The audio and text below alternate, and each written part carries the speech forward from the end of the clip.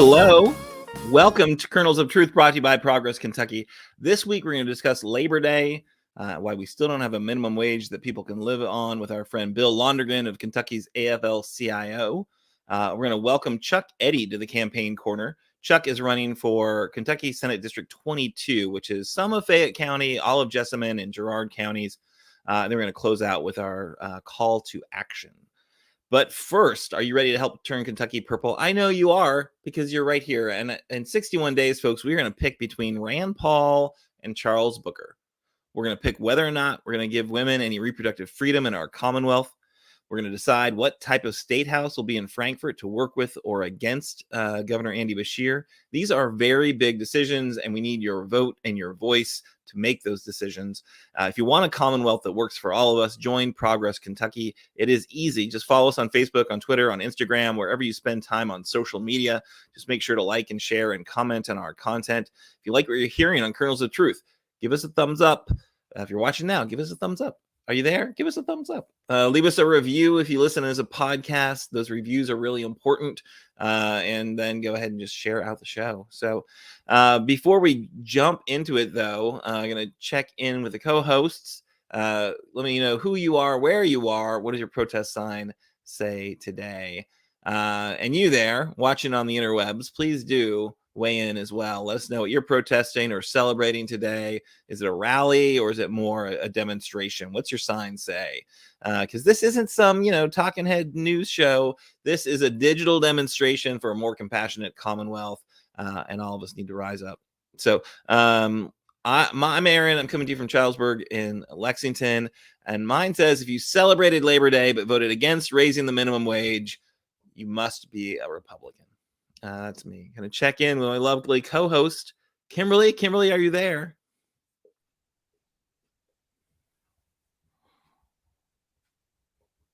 Are you? Can we hear you? Are you frozen? All right. So I think we might be having some technical difficulties, which is unfortunate. Kimberly? All right. Well, then, I'm sorry. Nate is going to keep an eye on her stream and see if she comes back around, in which case we will check in with Kimberly. So we'll just get into news of the week. That's what we're going to do. So news of the week, we got a couple of important stories. Hi. Hey, hello. Hi. Hi, Kimberly. How are you this evening? I don't know. I think I'm having some.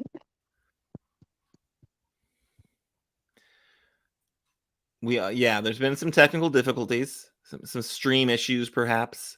But I can maybe hear you now. Hello, I'm here. Can you right. hear me okay, Aaron? Yeah, sure. Right now, for sure. Who are you? Where are you? What's your protest sign say?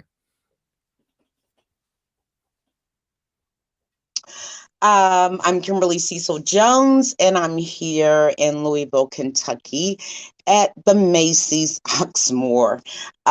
So I'm working more than what you think on democracy right here on my break. So I'm glad to be here. How about you, Aaron? Yeah, I'm glad to have you for sure. Glad that you're, working democracy as your side hustle right now, and I'm glad that your Macy's break is able to line up with our show this evening. So let's get into it.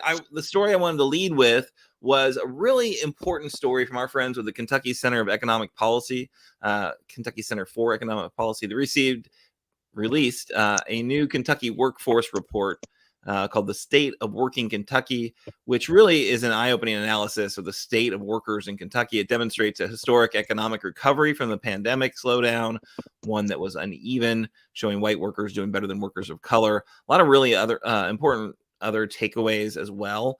And just a little bit about this Kentucky Center for Economic Policy. They're an independent, nonpartisan organization that produces analysis of key economic and policy issues facing Kentucky. Their research helps decision makers, community leaders, journalists, and all Kentuckians understand how policy decisions impact our state. We've had their executive director on before, Jason Bailey, great informative guest. But let's dig in a little bit on that report. If you take a look at this image, it just shows really amazingly how deep this recession was, or how deep the pandemic economic impacts went. Like basically twice as deep as the Great Recession that the Obama administration kind of led us out of. But it shows that it recovered like twice as fast as any other recession that we've been through. So really important to keep in mind just what our economy has been through over the past few years. And if you see the next slide here, the government recovery is absolutely lagging compared to the private sector recovery. So that one is, I think, really important to point out with, because that is how the government has responded at the state level in Kentucky. We have not brought government workers back on the way the private sector has brought people back on. And I think the center points out that this is really important for rural communities, because a lot of some of the best jobs in rural counties are related to kind of state and government agencies and the work that they're doing. So that is, I think, a real need as we look to like the next steps the governor could take, or the legislature could take. Also, it shows that Kentucky's median income is really low, and it's lower than the kind of cost of living. This is the next slide that really shows that if you've got a family with a few kids and you're making the median income, that you're not covering your costs. So that's, I think, really important, and again kind of leads to some of the policy recommendations that they make. One that I want to underscore, I'm going to keep talking about it until it happens. This report recommends raising the minimum wage, which has not been increased in 13 years in Kentucky. According to the report, this is the longest it has been since the most recent increase in the history of the minimum wage. And as a result, the value of today's $7.25 minimum wage is the lowest it's been since 1956, 27% lower than it was when it was last increased. They also support a push for paid sick and parental leave, which a number of states have. We obviously do not. They support funding for childcare assistance and unemployment cash payments. So also, they think the creation of a state level child tax credit, or CDC, and an earned income tax credit, EITC, could really help with folks in this Commonwealth. So the temporary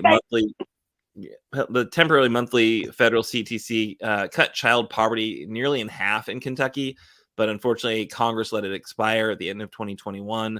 A lot of federal support for these programs was included in the American Rescue Plan, which these are time limited programs, and they've either already run out or will run out without action from Congress. Of course, Mitch McConnell and Rand Paul both voted against the American Rescue Plan, which passed with the barest of majorities. And again, it was a bill that couldn't be filibustered, right? So, or else Mitch McConnell would have absolutely kept it from passing. The report also recommends support for growth of jobs in the public sector by investing in that public workforce. So I mentioned before, that's where the recovery has really lagged. And because public sector workers operate across the state, their incomes are an important investment in local economies in rural parts of the state, where the private sector incomes are low and private sector jobs are less common.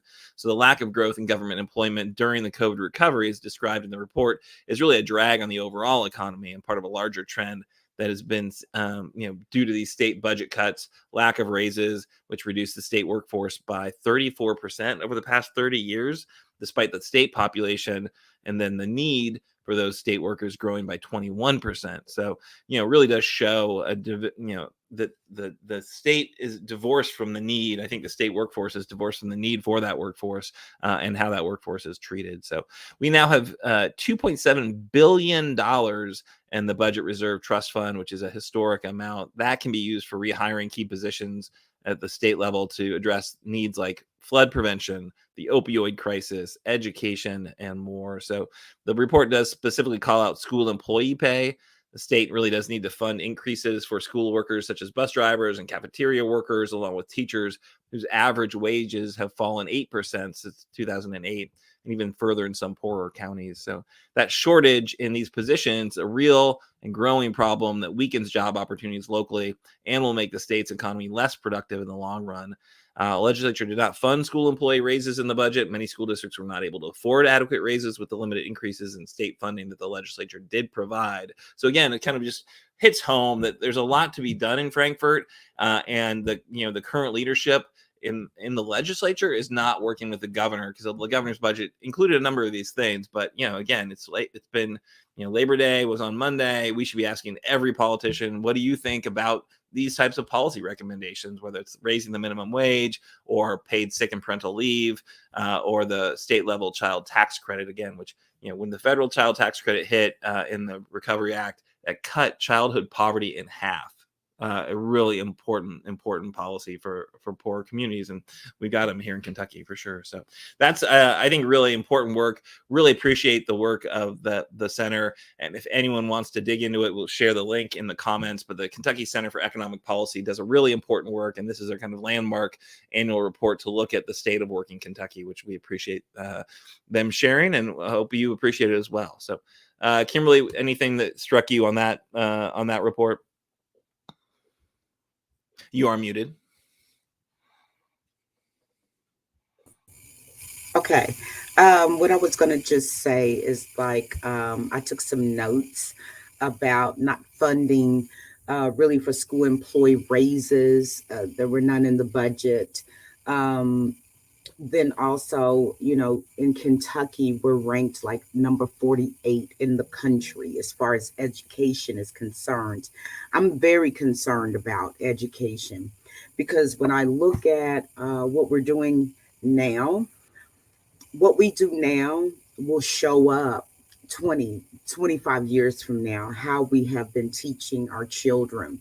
And, there are some great young people out here, most definitely, but sometimes it makes you wonder when you get older, these are going to be those that actually run this country.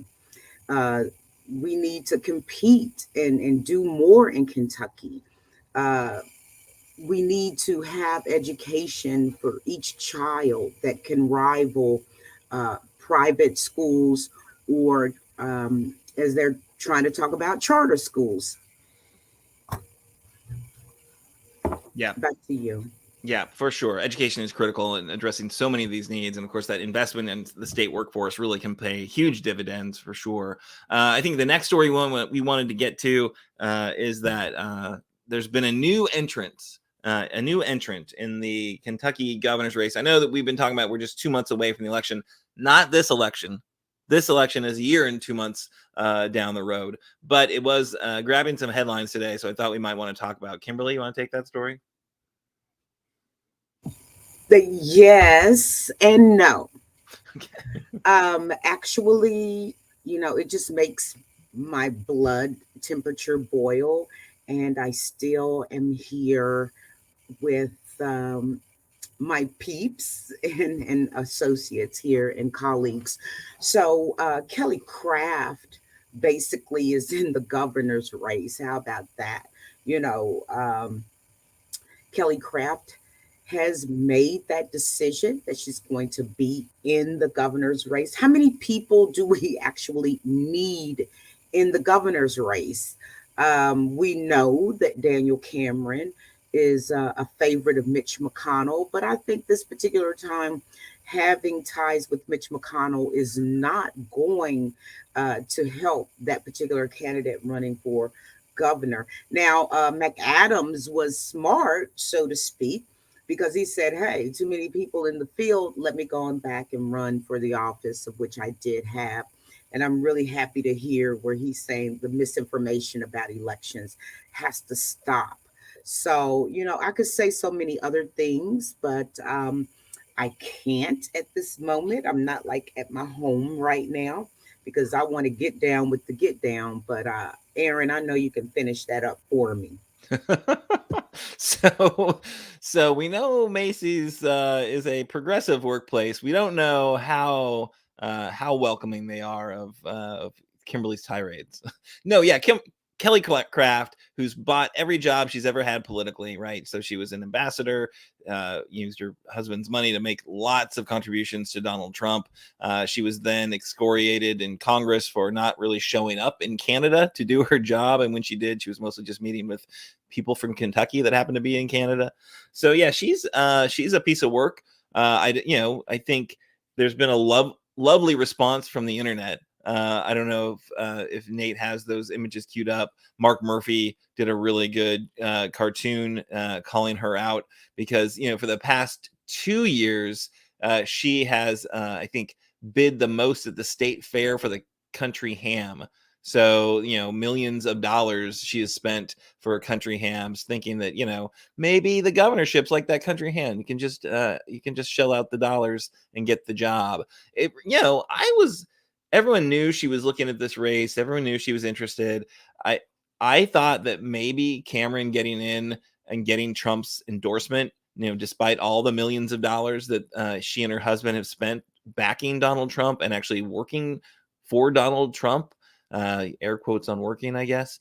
I would imagine, I think they hung out with him at the Derby last year. Like, I would hope that I bet they were hoping that he would hold out on his endorsement and maybe, support them both. But he came out, guns a-blazing for Dan Cameron, despite that Mitch McConnell connection, which, he hates Mitch McConnell, old crow, as he says. It's very interesting.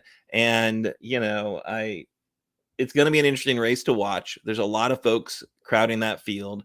But I don't know. It seems unlikely she'll be the victor, but we've had rich folks from out of state like spend a lot of money and get the governor's mansion in the past, and maybe that's their track record here. I don't know.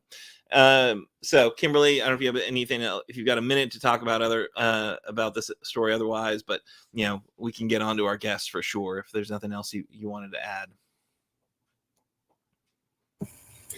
Okay, one of my employees had to leave my office, so yeah.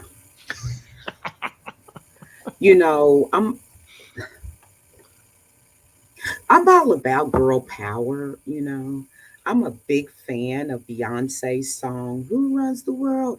Girls, right? I'm all into our feminine empowerment and feminine rights, but that does not necessarily mean that just because a woman is running for an office, I'm going to vote for her. And if you tell me that I have to vote for a Kelly Craft,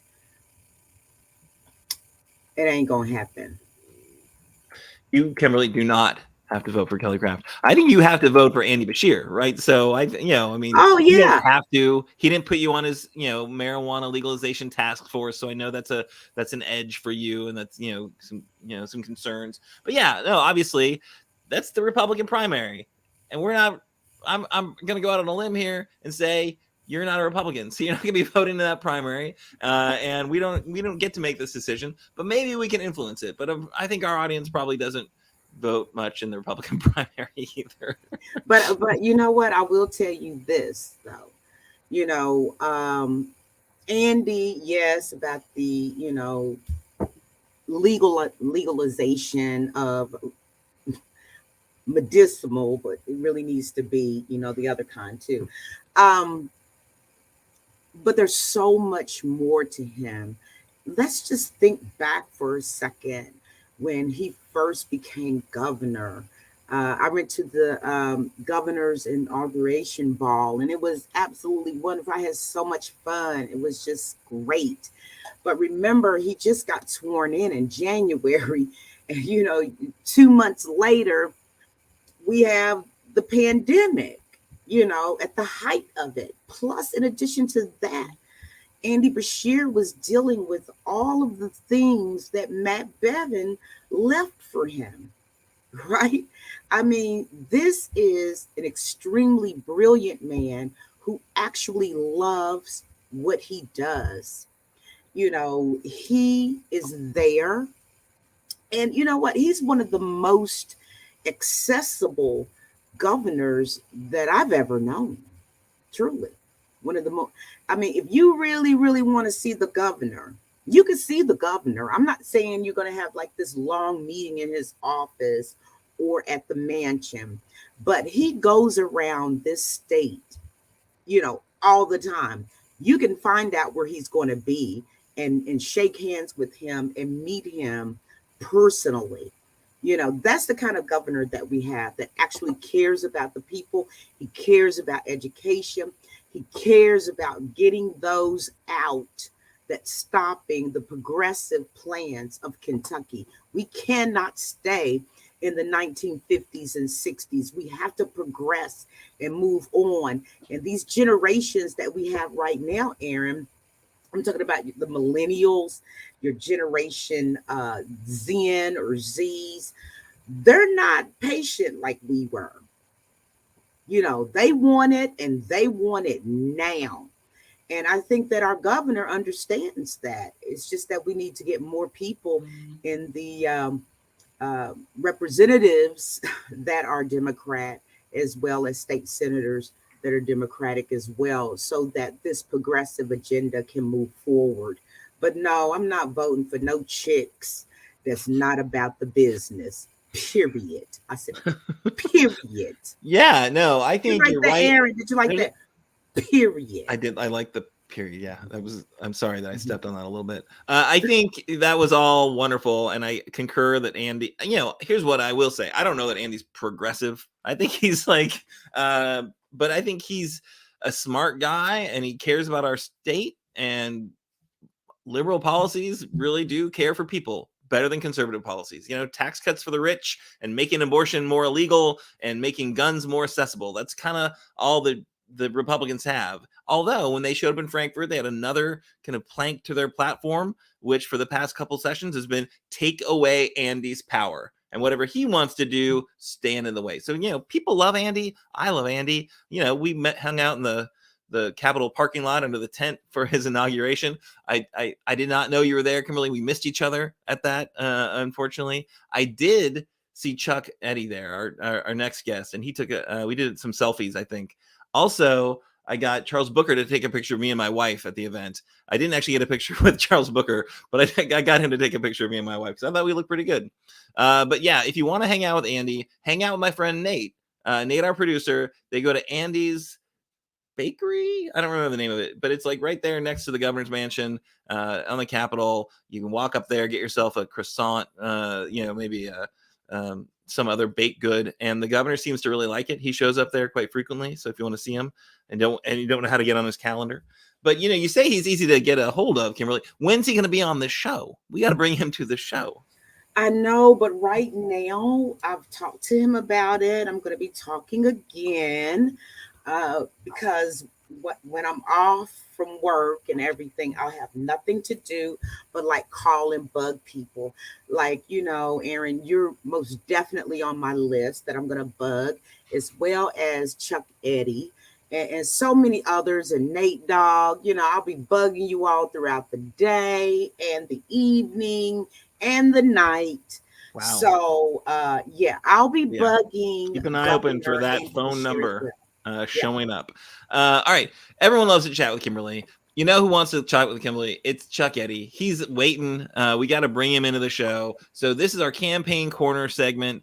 Really important commitment we have made is to bring you as many candidates as we possibly can between now and November 8th.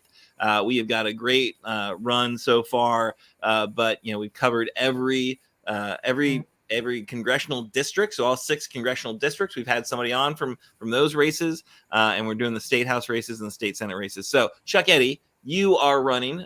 Really excited to have you. You're running for state senate district 22, which includes a little bit of Fayette County and a lot of Jessamine, or all of Jessamine and Girard County. So welcome to the show, Chuck. Thanks. Great to be with you. Actually, Aaron and I have spent some time together in the cold weather out by Mitch McConnell's office when we were holding up signs. Nate was there too. And I'll tell you what, it was a great time in the old town tonight, but it was cold. So I'm glad to be inside warm. Of course, we've also spent some time down at the courthouse. So yes, I'm Chuck Eddy. I sued Chuck. That's why we're at the courthouse together. I sued him. Yes. And so for those of you who may be familiar with my name, but wonder what am I? Well, I ran against Andy Barr when I was still registered Republican in the primary in 2018 and 2020, because I was trying to pull the party moderate. Well, I failed. I failed miserably. And I left the Republican Party December 2020 when 126 Republican congressmen, that's it, 2/3 of them, and 18 Republican attorney generals went to the Supreme Court and said, let's throw out 20 million legitimate presidential votes because we don't like how the states did it. You don't have to worry about the governors or senators, representatives. They're all okay. It's just the presidential vote. Well, the Supreme Court, in one of their few good decisions, said, y'all don't have any standing. Get away from here. So I said, I'm gone. Deuces. I'm out of here. December 18th, 2020, I registered Democrat, and I haven't looked back. I will not look back, because that party has become full-on Trumpian, hard right. I don't even think it's semi-fascist. It's not a good deal. That being said, some of the secret sauce that we have are what I used to be, a moderate Republican, and what many of our voters, and I say our voters, are moderate Republicans. I campaigned for Andy Beshear in 2019, knocked on doors for Amy McGrath as well, and for myself. And in Southern Fayette County, as Aaron mentioned, that's part of my district, I knocked on a lot of doors of Republicans who haven't voted Republican in a general election in almost a decade. They've been voting Democratic. These are people that support labor like I do, support public education like I do, support women's rights like I do, just haven't changed their registration. Now, it's very important that we look at the various districts and where the strengths are, but that's the reservoir we've got of support. And if you think back to Kansas, where their constitutional amendment failed by almost 20 points, it was because 25 to 30% of the Republicans who voted in their primary voted no on that constitutional amendment. Now, we've got to bring that energy here. And by the way, my blatant yard sign advertisement over my shoulder, I have a bunch available. But anyway, it's very important to know that our allies are independents, are moderate Republicans, and even some conservative or financially conservative Republicans that are pro personal rights. Okay, so that's very important to remember that they're there. Now, one of the things about campaigning for Beshear, I knocked on about 3,000 doors. There was a bunch of us. I had a Facebook group, Republicans for Andy Beshear, and Jacqueline Coleman had about 1,200 people that were on that. We're out there. They're out there. I'm no longer out there. I'm no longer the unicorn, as my friend Jenny Ward used to call me. When I switched parties, I called her up and said, I'm sorry, I'm no longer your Republican unicorn. She says, that's okay. I like you better this way. Why am I running? My opponent is an extremely hard right Republican. He voted in the last session, he voted to make it more difficult for working poor and marginalized Kentuckians to get benefits. He voted to spend $25 million, to give $25 million of our tax money to charter schools. He voted for the bill that would ban abortion with no exceptions whatsoever. He voted to reduce the influence of the parents and teachers on the school-based decision-making committees. In that same bill, SB 1, they voted for more censorship in the classroom of teachers and what they teach. He voted to reduce the income tax rate and raise the sales tax rate. Who does that hurt? That hurts working poor people, and it benefits rich people. He has been consistent in everything he's done. He's against medical marijuana. He's a pain doctor against medical marijuana. I find that horrible. I've got a lot of veterans in my family. They need access to medical marijuana. They don't need to be on opioids. It's very important. We have an opioid epidemic in this country. So many of these people could be better helped by medical marijuana. Now, that's one of the reasons it's important to get me into the state Senate. Medical marijuana bill passed last session in the House, bipartisan support. But when it came to the Senate President, Robert Stivers, and Damon Thayer, the Republican majority leader, said, nah, we don't want to call it up. We need more research. Well, that's a bunch of bunk because there's been plenty of research. We need to have that legalized now. It's extremely important that we do that. I mentioned I'm a strong supporter of labor. The last time I saw Bill Londrigan, your next guest, the president of CIO and AFL-CIO in Kentucky, is we were both at a rally down in London for Call Center Workers United, a part of the Communication Workers of America, because they're trying to organize call centers. Well, let me tell you about call centers. I used to work in a call center for a number of years. They are the most abused people out there. In fact, when I resigned early to go campaign for Bashir, I had 2 weeks of paid time off available. Well, when I gave my notice, they said, you can't get PTO in the last 2 weeks you're going to be here. Okay, so can I get paid a check? No. So I'm going to change my resignation date. No, you already resigned. So after they didn't do that, I actually left like within 20 minutes of that meeting. That's insane. Also, we didn't have sick days. So call center workers are very much abused, and they deserve representation just like industrial workers, just like Amazon workers, just like the baristas that are getting it right now through Starbucks. And I know there's also a campaign in Louisville against their local Hess Brothers coffee shop. But it's very important. All these people deserve it.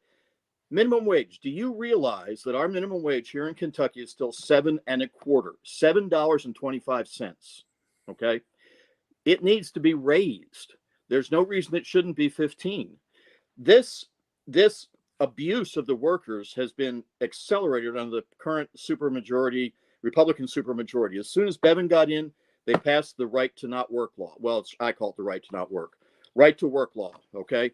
We need to restore prevailing wage here in Kentucky. We need to make sure that you have got more organizing rights. And the AFL-CIO, in addition to endorsing candidates such as myself, is also opposing the Constitutional Amendment number 1. Why is that important? That amendment is the one that allows the legislature to call itself into session whenever it wants to. Currently, it's only the governor who can do that. You all saw that 2 weeks ago when we needed money for the Eastern Kentucky flooding. They came in, they put it together, they voted on it. Remarkable cooperation, bipartisan support. They got into town, they got out of Dodge, they got the money done. The problem with this constitutional amendment is that if David Osborne in the House and Robert Stivers in the Senate agree, they can call a special session.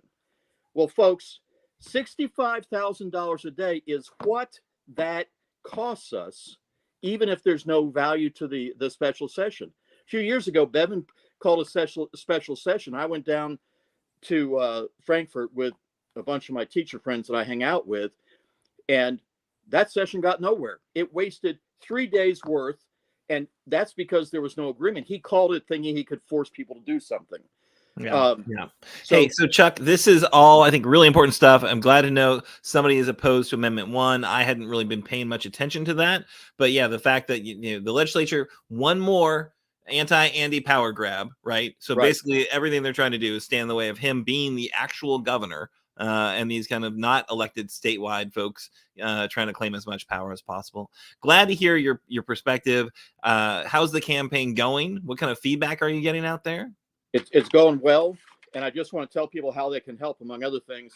If you look at this handy dandy, fine looking wall hanger, if you go to that website, or you can go to one of the social media platforms, and you can get more information about me. We're doing postcard writing. I've got over 45 people writing thousands of postcards. We're going to do a major canvassing kickoff on the 17th. And I also want to say I'm not just in favor of labor. I'm a proud member of the Kentucky 120 United American Federation of Teachers Union. Nice. That's all I've got. Chuck, thank you so much for joining us. Thanks for throwing your hat in the ring. Thank you for coming to your senses and joining the Democratic Party. No, it was nice to have a Republican friend that I agreed with on most politics. It was unique. But I will say this: I was driving last weekend down through Jessamine County to take my daughter to a cross country meet, and the only yard sign I saw on that drive was yours. So way to go there. Clearly you're winning Jessamine County so far. One last thing. You say at the beginning, what's your protest sign? My protest sign is vote no on number 2, because the second constitutional amendment is the one that is to put no right to abortion into the Kentucky Constitution. It's very important that we oppose that. Yeah. And I just want to remind you. For sure. And we will talk about that later on at the end of our call to action in the show. Close of the show. That's an issue we definitely want to underscore for everyone to get involved with, for sure. But yeah, thanks for reminding us, Chuck. And thanks so much for joining us. All right. So that was Campaign Corner. Really exciting to have Chuck Eddy, our friend Chuck Eddy. Now we're a little bit behind schedule. And we're going to go to our friend Bill Londrigan for our featured interview. Because, hey, folks, Labor Day was Monday. We got to check in with labor and see what the heck's going on here in Kentucky. Bill, thank you so much for joining us this evening. You bet. Glad to be here again, Aaron. It's good to see you, and Kimberly. Good evening to both of you. I think you were one of our early guests when we were Moscow Mitch Monday. So before we transitioned to Progress Kentucky, and now you've been on a couple times here with Kernels of Truth. So thank you so much for being a frequent flyer on Kernels of Truth. You bet. Glad to be here. And it was good to see Chuck Eddy. And as he mentioned, the last time I saw him, it was on a picket line down there, and we were together for the workers that were there. So, of course, he's a Kentucky AFL-CIO endorsed candidate as well. That's awesome. And we're gonna get to that, but I wanted to check in really quickly on what is the state of labor, because it seems like, and I saw the some polling that shows the labor movement is more popular basically than it's ever been, and there is bipartisan support for labor, which seems weird to me given the list of candidates you've endorsed and how candidates behave when they get elected. It doesn't seem like it's bipartisan. But what's going on with labor in Kentucky right now, Bill? Well, you hit on a very important point, because public opinion has been a very important factor in the success or failure of labor movements around the world. And we see public opinion as a very important indicator of our support. And Gallup's poll, which you probably referred to, is reporting 71% approval rating for trade unions, which, as you mentioned, is a very historically high number. I know that Gallup's been polling on this issue since the 1930s, but it looks like the 71% approval rating right now is the highest in at least 50 to 60 years. So it's a really incredible turnaround in terms of some of the public opinion polling that's previously occurred in the past decades. And of course, it's up against the propaganda machine of the elite corporate media and others that continually try to blast unions and denigrate them and put them in a box. And apparently their efforts are not really bearing the fruit that they would hope, and that many workers, as Chuck Eddy just mentioned, have been turning towards unions in large numbers. You've already mentioned the Starbucks campaigns and those at the coffee shops in Louisville, the Heine brothers. Just last week or so, it was announced that the workers over at the Courier-Journal at the Gannett newspaper there in Louisville are forming a union as well. And over and over again, we've got good reports of folks just standing up for their rights at the workplace and deciding that organizing a union is their best opportunity to improve their working conditions, their living conditions, their standard of living, and have dignity and respect on the job. It's kind of stuff, Aaron, that those in the labor movement like myself have been here doing this for decades have recognized a long time ago that this is the option that workers would take in order to improve their conditions, and to have a collective bargaining and a contract that guarantees them the rights on the job that they so richly deserve, the wages and the benefits that can be gotten through negotiations and such. So it's an interesting time for organized labor right now. And, we've got our people working, overtime like we did during the pandemic. And I just want to make sure, we give the shout out to all those workers, those so-called essential workers, which all workers are, that were out there during the pandemic and, risking their lives in many cases to provide the services and the products that everybody depends on, whether it's in the transportation industry, the service industry, manufacturing. A lot of our folks, were there, the entire time. They couldn't work at home, and that's a tribute to the courage that they have and the commitment to improving our economy and our country. And I really am proud to, represent our working folks here in Kentucky, and it really, just basically lifts me up every day to know that there are folks out here that are willing to stand up and fight for their rights against great odds. We've seen the response to the organizing efforts that are going on around the country as well as here in Kentucky. You just take the Heine brothers, for instance, down in Louisville. I believe they're about a 17 store chain down there. And I believe their flagship store was there at Douglas Loop, a place I lived close by for a long time. And the workers there organized that facility, and what the company do? They turned around and closed it. Now, us in the labor movement that have been involved in organizing in industrial and manufacturing sectors, we've seen this happen over and over and over again when workers have come together to organize, and the companies just use every mechanism possible to thwart their efforts, whether it's surveillance, captive audience speeches, illegal firings. This is the stuff that goes on all the time. But when you see the workers that are out here right now putting it on the line, walking out of these stores, there's been instances in McDonald's. They just flat walked out over the conditions that they're having to put up with, and the poor wages and benefits and lack of respect that they get. So, there's a real movement going on, and a lot of it's been fueled by younger workers in the service industry, which obviously is a little bit of a changeover from what has historically been, our strongholds in the industrial, manufacturing, and building trades. Yeah. And speaking of building trades, look, we've got the infrastructure bills that were passed through the Biden administration that are literally bringing billions of dollars of construction work into the Commonwealth of Kentucky. There's just one program alone that's going to deal with abandoned mine land that's going to bring in $75 million a year until 2036. Of course, in eastern and far western Kentucky. So, the amount of jobs available that are going to be out there, and our building trades folks are working, just full bore right now on rebuilding our infrastructure and building our manufacturing facilities as well. As you know, Ford is building their huge battery facility down in Glendale, and we have our folks working on that, and we expect a huge result from that in great jobs, great wages, and great opportunities for folks to have a middle class lifestyle. And it does seem like it's an exciting time for sure, Bill. And I know we want to have you on because it was Labor Day, obviously, and get a chance. But what's the story with labor? The thing what I always find a little ironic about Labor Day is it seems like politicians of all stripes are willing to celebrate it, but it doesn't seem like that many politicians are actually going to do the work of supporting organized labor when they actually get into office. But I did see, it seemed like the Bluegrass Labor Day picnic was well attended with a lot of fantastic politicians who, have been there for labor. I saw some great pictures with Andy being there and others. But you guys are really active in the political space. You guys do a lot of endorsements, as we heard earlier from Chuck. He's endorsed by you guys. There's a whole slew of candidates.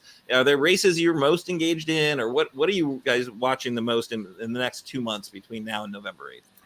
Well, of course, Aaron, we've got federal races, of course, our congressional district race. And we've got one congressional district, the 3rd CD, with our great supporter and friend, John Yarmouth, has held for such a long time now and is now bowing out and retiring.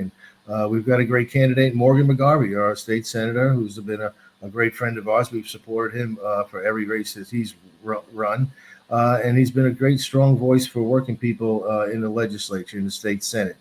So we have no reservations whatsoever about supporting Morgan McGarvey, and we really do need to hold that congressional district seat. So that's really important for us. There are also, quite a few state house races that we're, going to be working in. As you said, we've got a lot of endorsements, of course, when there's 100 people up for election in the state house alone, and the 16 or so in the state Senate, plus our federal races and our judicial races. There's bunch of races that we have to weed through and make sure that we're focusing our efforts and our resources and our priorities. And so we will choose a lot of different races that are going to be involved with the state house and state Senate.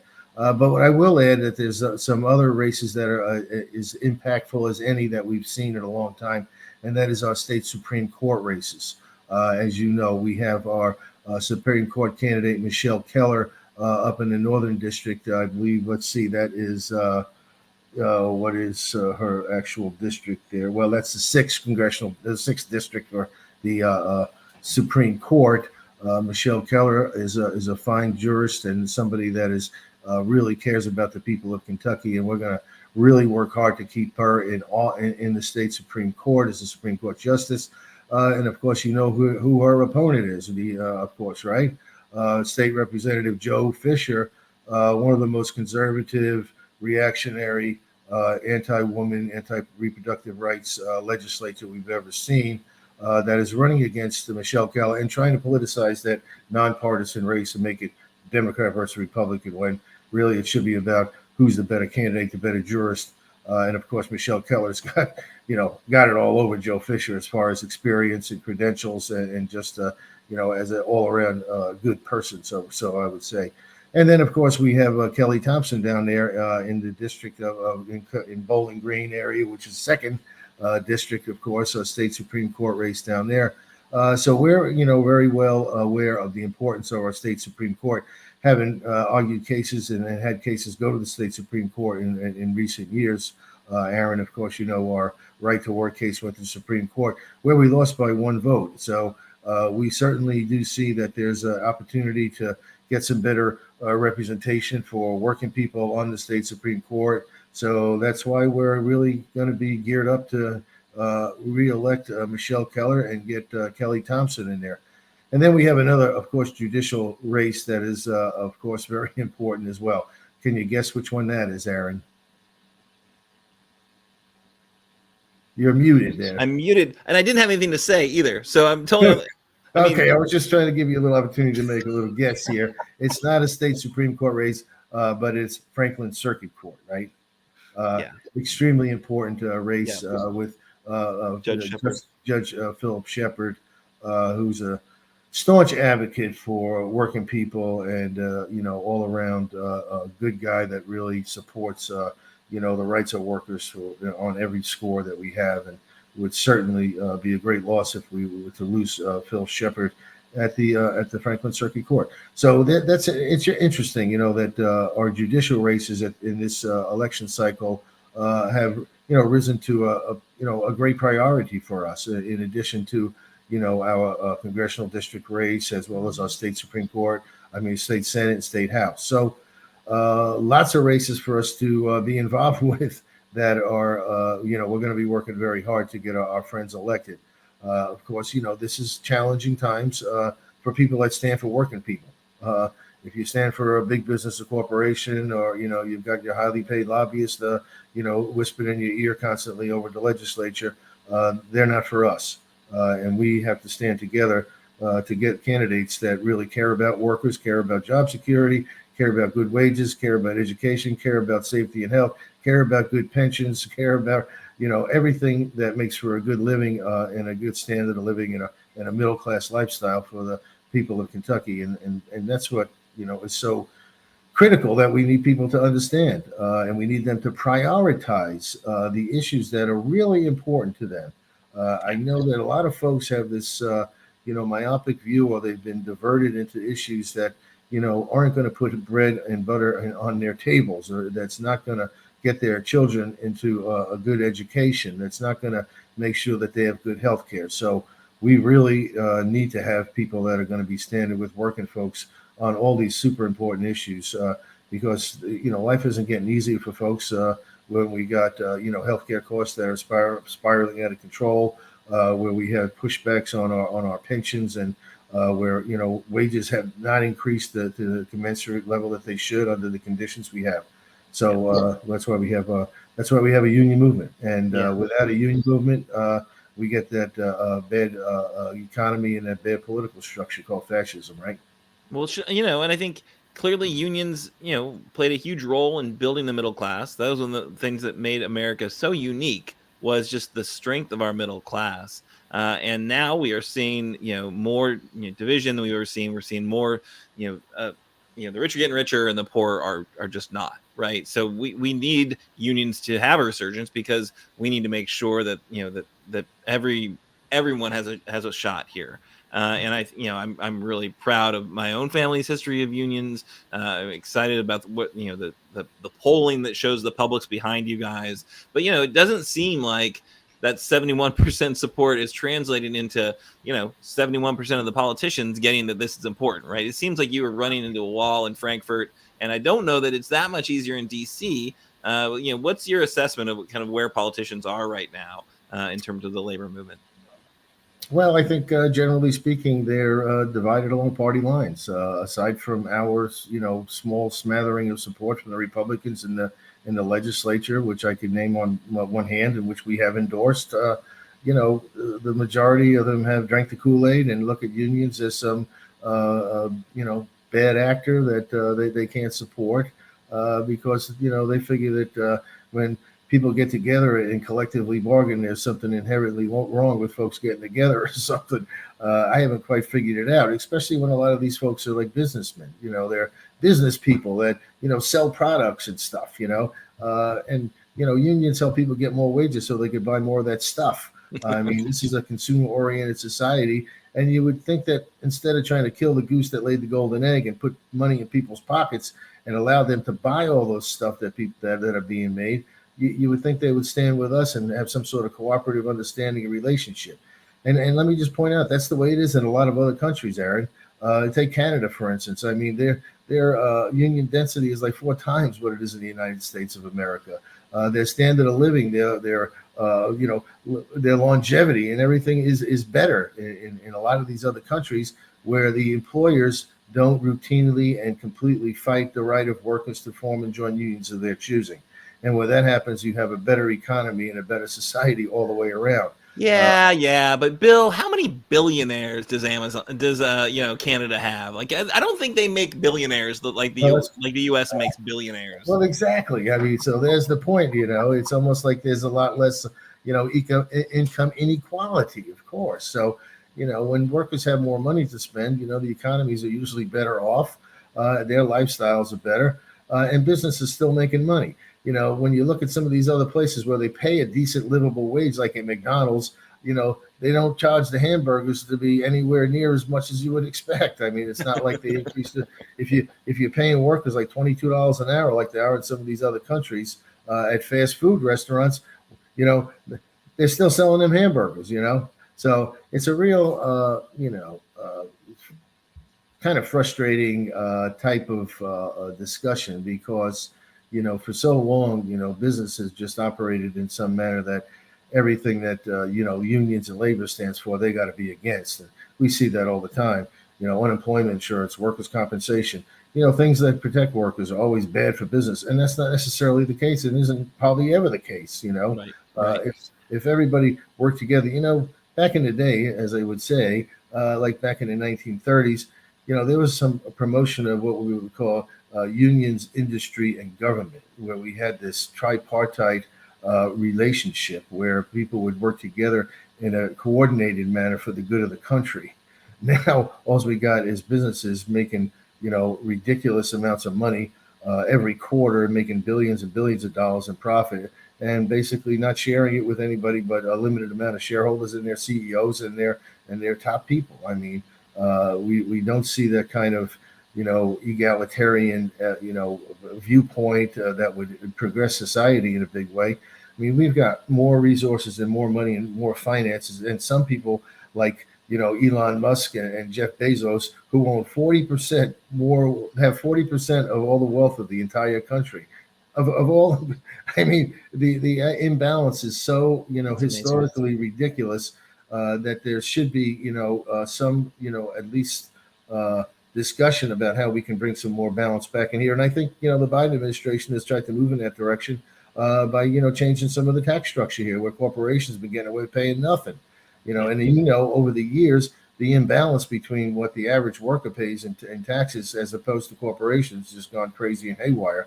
They're paying basically nothing because they have so many scams and hidden ways to, move money around that they don't pay that much in taxes. And, you and I do, the working people do. And that's the ones that keep this country going. It's, Bezos and Musk. What else do they have in common? Harshly, fiercely, determinedly anti-union, right? So, Bill, I want to thank you as always.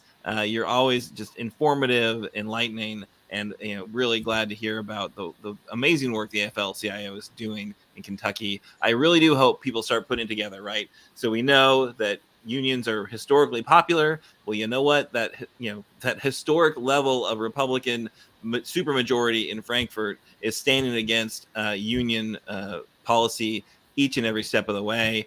We also know that, look, people want to make sure they've got freedom of choice. That's really important. That's popular right now. Kansas shows us the way. Well, that Republican supermajority in Frankfort is standing against that every step of the way. Andy Beshear is really popular right now. People like what he's doing. Well, you know what? That Republican supermajority in Frankfort is standing against him every step of the way. There's a common theme here, folks, and I really do hope voters wake up and show up on November 8th. But Bill, glad to hear all the work you're doing to make sure that happens. Here. Good way to end it there. Show up, vote your own interest, vote the interest of your family. Awesome. All right. So always love checking in with Bill Londrigan and the AFL-CIO. We now we've gone long. We need to move on. We got our call to action. Unfortunately, it looks like Macy's has called Kimberly into a meeting or something. We have lost Kimberly for the rest of the show, it seems like. Nate, let me know if she shows up. But we do have some important stuff we want to close out with. So voter registration day, folks, that is September 20th. So if you'd like to help Progress Kentucky get out and register voters, let us know. We'd like to organize a week of action that week of September 20th. We can do a bunch of it virtually. You can raise your hand and just organize your friends through your DMs and make sure everyone knows how to update their registration, that they know where they're registered to vote, because things have changed, right, through the redistricting and the even more gerrymandered districts we now live in. You might not know who you're voting for this time. So really important we get that information out to people, and anyone who needs to update their voter registration or get registered for the first time, they've got the tools to do it. We're open to good ideas and good locations for that outreach. We just need to build the buzz about the November election and make sure we've got as many voters registered and engaged as possible. Go ahead and leave a comment in the comments or send us a message or shoot us an email, info@progressky.org, if you'd like to help out with voter registration, week of action for voter registration day on September 20th. Also, our friends at Forward Kentucky have put some time and energy into a wonderful new online resource to help keep track of candidates, endorsements, fundraising, all the info you need to know over the next 2 months. They've also added a great list of candidate interviews using our content as well as that of my old Kentucky podcast. So if you want to know where to go to hear from folks who are seeking your vote, head to forwardkentucky.com/election-central. They've got an interviews tab specifically. We'll put that link in the comments.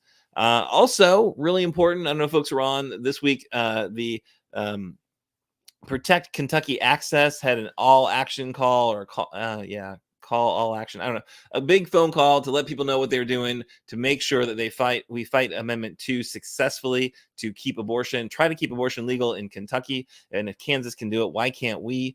That's Planned Parenthood, the ACLU, and groups from all across the Commonwealth joining forces to campaign against Amendment 2. And heard from their leadership team of Rachel Sweet, who actually just ran the Kansas campaign, and Kentucky grassroots campaign organizer Kelsey Coots. They are recruiting canvassers, phone bankers, digital organizers from all across the state. Please do, support that initiative. I think it's really important that we end that amendment. Final call to action here.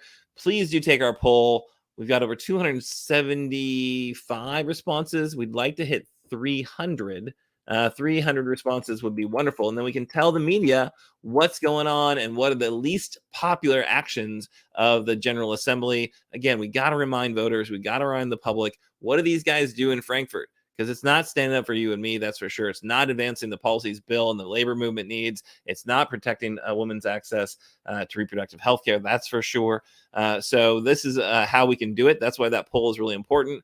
I know it's not fun looking at all the horrible things that they did in Frankfort with this session, but you got to rank your top 5 or top 3. What are the worst of the worst? We'll tell the media. We'll remind our voters about what they do when we send them back to Frankfort. All right, that's it. That's the show. We're going to be back next week. We've got another awesome guest. I think actually what we're doing next week for the campaign corner, we have got Susan Sintra. Susan is running in the 34th district, which is Lexington and Madison counties.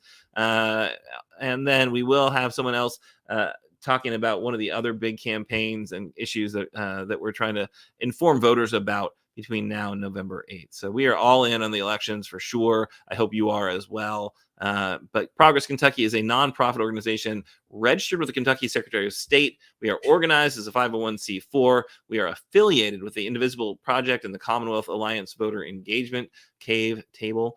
Progress Kentucky's goal is to educate, organize, increase voter turnout, advance a progressive agenda through civic engagement.